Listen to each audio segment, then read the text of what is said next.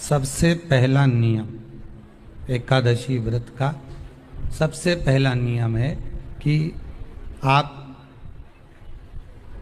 जिस दिन व्रत करो उसके एक दिन पहले भक्ति का संचार इस हृदय में कर लो। भक्ति का संचार इस हृदय में कर लीजिए। जिस दिन आप व्रत करो, जैसे एकादशी का व्रत कर रहे हो तो दशमी के दिन शाम का समय जब आवे, रात्रि जब होने लगे, शाम का समय आवे और रात्रि का आप जब भोजन ग्रहण करो तो उस भोजन में कोई ऐसा पदार्थ ग्रहण मत करिए जिस पदार्थ के कारण आपकी एकादशी बिगड़ जाए।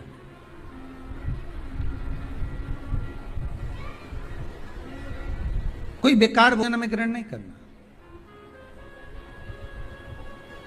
श्रेष्ठ भोजन ग्रहण करिए दशमी के। और एकादशी का दूसरा नियम बहुत ध्यान से सुनिएगा। जिस दिन आपकी एकादशी का व्रत हो उस दिन प्रयास करिएगा कि अपने हाथ से किसी भी वृक्ष की कोई पत्ती टूटे ना। अपने हाथ से किसी भी वृक्ष की, पौधे की, किसी भी वृक्ष की पत्ती अपने हाथ से ना टूटे।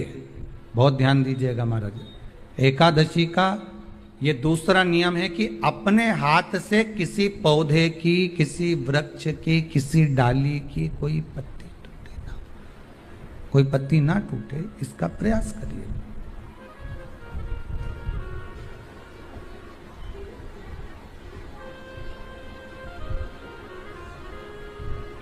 कितना सुंदर व्याख्यान कहा है, कितना सुंदर वर्णन है महाराज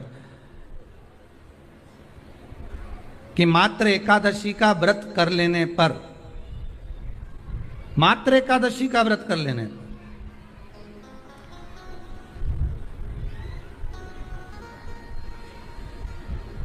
जो पूर्व में किया गया हमारा पाप कर्म है, हमने किसी जीव की हत्या करी है, हमने किसी को कष्ट प्रदान करा है, हमने किसी को अपशब्द कहा है, हमने किसी को ताने दिए, हमने किसी को आड़ा टेढ़ा कहा है, हमने किसी को गालियां दे दी है, मात्र एकादशी का व्रत ही कर लेने पर ये सारे जो दोष हैं वो समाप्त हो जाते हैं।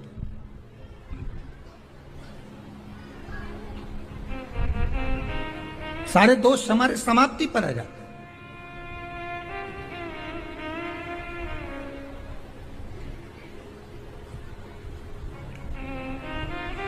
अब एक विचार करिएगा थोड़ा सा अपने मन में, अपने चित्त में, अपनी वृत्ति में एक बात उतारिएगा। एक अपने मन में एक बात को उतार कर रखिएगा कि आप अपने पाप को, अपने पाप कर्म को जिस दिन क्षीण करने वाले हो, समाप्त करने वाले हो, अपने पाप को आप जिस दिन समाप्ति पर लेकर जा रहे हो तो उसके एक दिन पहले आपको प्रसन्नता होना चाहिए कि नहीं होना चाहिए कि कल मेरा पाप कटने वाला है, कल मेरा पाप समाप्त होने वाला है। जो मैंने पाप कर्म करा है वो समाप्त होगा, जो मैंने पाप कर्म करा है वो कल समाप्त हो जाएगा। तो एक दिन पहले आपके चेहरे पर प्रसन्नता हो कि ना हो?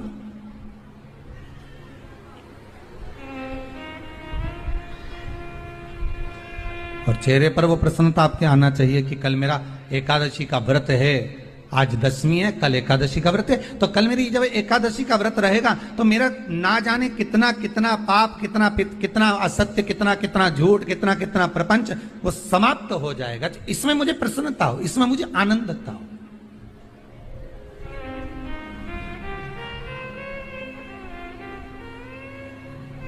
तो क्या कहा गया कि प्रयास करिएगा कि एकादशी के दिन कोई वृक्ष की, कोई डाली की, कोई कोपल की कोई पत्ती ना तोड़ी जाए। क्यों?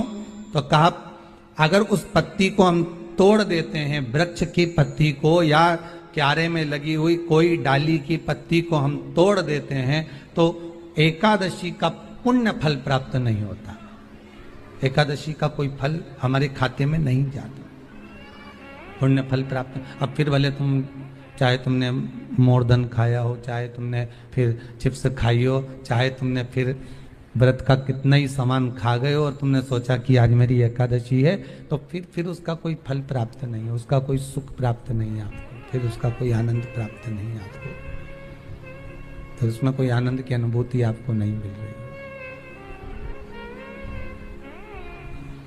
तो याद रखिए, गौदान और एकादशी, श्रीमद वल्लभाचार्य जी ने मायावत का खंडन करा था जगन्नाथपुरी में, और श्रीमद वल्लभाचार्य जी ने कहा था एकादशी मरने के बाद मत दो, एकादशी जीते जी दो।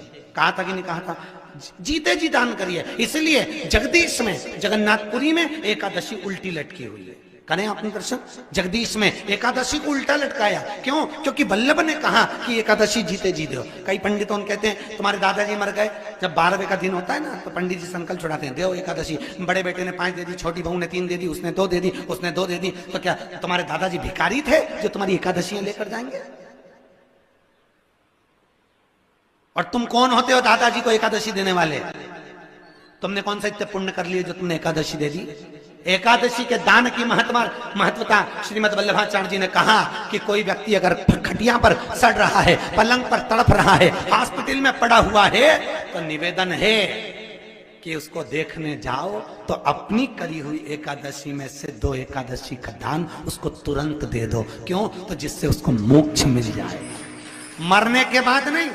क्योंकि मरने के बाद तो वो 10वें के दिन, गरुड़ पुराण में लिखा है 10 दिन तक जीवात्मा घर की अटारी पे रहती है। कितने दिन? 10 दिन। 10 दिन के बाद जीवात्मा चली जाती है।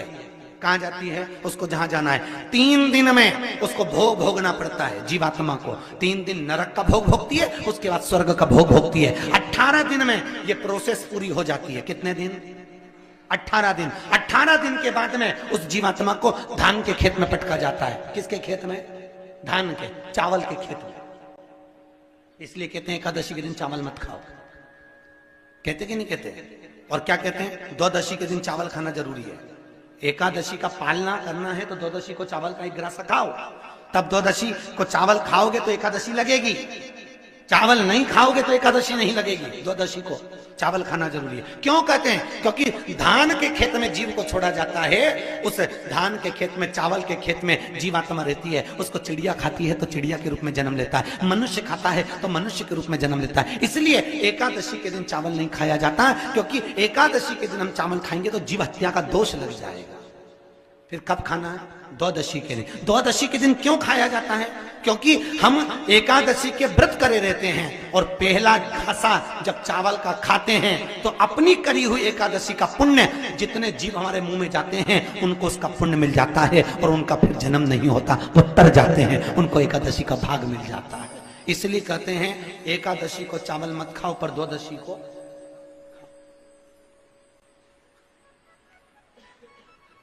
खाइए। 10 दिन तक जीवात्मा है, और आपने एकादशी कब दान दी? बोलो जम के। 12वें के दिन, 13वें के दिन आपने एकादशी का दान दिया, वो मिली उनको? अरे बोलो अच्छे से। कई तो अभी तक कर रही होगी, हमारे दादाजी के निमित्त की कर रहे हैं, कर ले। फिर वही वाली बात आ गई, गुलाब के फूल में पानी जारी है। एकादशी के दिन शंकर भगवान को चावल का दाना चढ़ाना चाहिए कि नहीं चाहिए?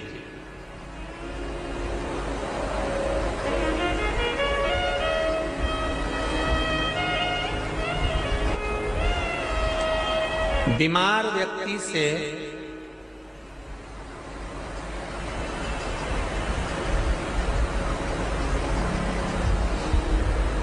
कोई बीमार व्यक्ति है, बहुत रोगीला, उसको बहुत रोग है, शुगर है, बीपी है, थायराइड है, सब कुछ है उसको, और वो रोगीला व्यक्ति जब डॉक्टर के पास जाकर पूछे, डॉक्टर साहब मेरी तबीयत ठीक नहीं रहती है, मैं बहुत कष्ट में रहती हूँ, बहुत तकलीफ है शरीर में, और अभी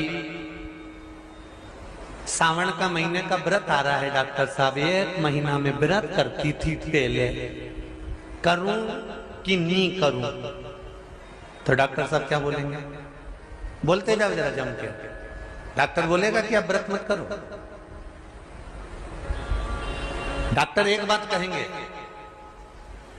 शरीर स्वस्थ रखना है, व्रत बाद में हो जाएगा, अगले वर्ष कर लेना, पर अभी शरीर को सही रखने के लिए दोनों समय अच्छे पेट भरकर सात्विक भोजन करो और अपने शरीर को ठीक करो।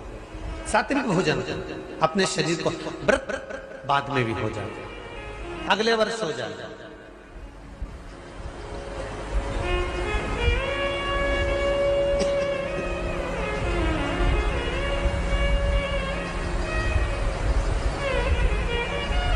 अभी तुम थोड़ा सवेरे 2 बिस्कुट ले लिया करो, सुबह नाश्ता ले लिया करो, भोजन ले लिया करो, फिर दोपहर में कुछ हल्का फुल्का लेकर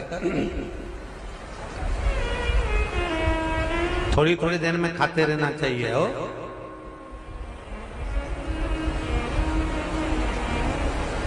थोड़ा थोड़ा खाओ, थोड़ी थोड़ी देर में खाओ, एक साथ सुरसा जैसे मत निपटा जाए, थोड़ा